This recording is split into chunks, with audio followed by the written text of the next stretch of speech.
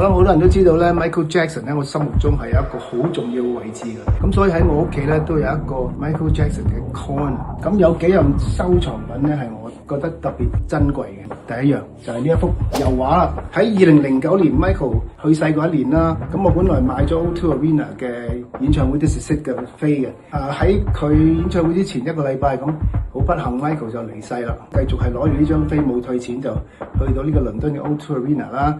咁之後咧我就落咗一轉巴黎。咁喺巴黎嘅呢個 Saint-Germain-des-Prés 咧就係一個區，係一個藝術品嘅區嚟嘅。經過其中一個畫廊，咁我就見到呢一張喎。呢幅畫吸引我嘅地方咧就係佢 Michael 呢一個神態啦，咁加埋當時我嘅心情啦。咁原來佢上高咧有好多 Michael 嘅 fans 喺度簽個名嘅。嗱，你睇細啲咧，佢好多簽名仔，全部都係寫咗一啲悼念 Michael 嘅説話，不過係法文。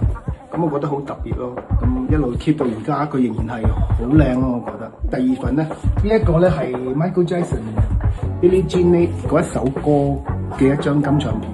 咁呢張金唱片咧係有 number 嘅，即係佢係一個 collector's item。咁我記得我係喺 Vegas 一間 vintage 嘅鋪頭裏邊，佢有好多 vintage 嘅珍藏品。咁我見到呢一個，同埋佢唔難攞咯，去旅行即係可以攞翻屋企咁樣。咁所以我就買咗翻嚟。咁亦都係喺呢個 Michael Jackson 嘅 corner 裏邊咧，係一個成日都想見到嘅嘢。最後一樣想同大家介紹嘅咧，首先咧就係講呢一張相先，就喺1987年 Michael 做完咗去日本嗰個 Back Tour 咧，就經過香港。咁我嗰段時間撞過佢2次，第一次我爭啲撞到佢喺銅鑼灣一間唱片鋪，但係前後腳。第二次咧就係喺香港嘅新世界酒店嗰度，直情係同佢面對面咁撞到，就係佢出 lift 我入 lift。咁之前我都有同大家分享過呢個故仔啦。第三次咧就更加神奇喎，係喺呢個 TVB 行過嗰個化妝間，其中一個唔使問啦，嗰個真係 Michael Jackson 嚟嘅。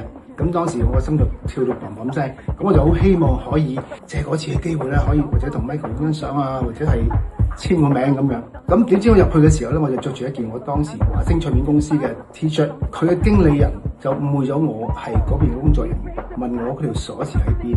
我話咩鎖匙？佢就要開嗰個化妝間俾 Michael 呢邊化妝嘅一條鎖匙。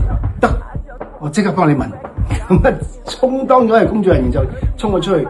與此同時咧，就撞到嗰個公關，咁個公關員係一個澳洲嘅女仔嚟嘅，咁我同佢熟嘅，同佢講關於頭先我嘅遭遇啦，咁佢就話：鎖匙喺我手上。咁我話啱啦，咁不如你快啲入去幫 Michael 手啦，咁同埋與此同時可唔可以幫我問一問，可唔可以幫我簽個名啊？咁嗰個女仔咧就話：OK，你喺度等我。大概等咗佢10分鐘到啦，咁佢出翻嚟。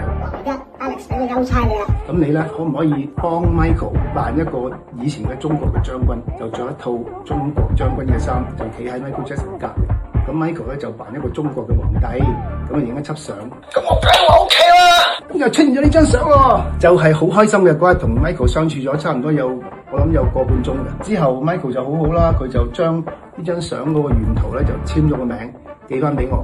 咁我又收咗2張相喎，同埋我當日着嗰件制服華星嘅制服咧就係呢件啦，就即時我就除咗俾佢，跟住佢就即刻幫我簽咗個名。咁同埋呢件衫一路 keep 住咧，啲跡都黃晒，當日着完之後都冇洗過，一路 keep 到而家。咁我就後尾就將佢雙埋咗一齊，就係當日發生嘅記錄。咁我自己亦都寫咗一啲關於 Michael Jackson 同我嘅相遇啦。咁呢3份紀念品咧，就係我收藏 Michael Jackson 紀念品裏邊，我覺得最珍貴。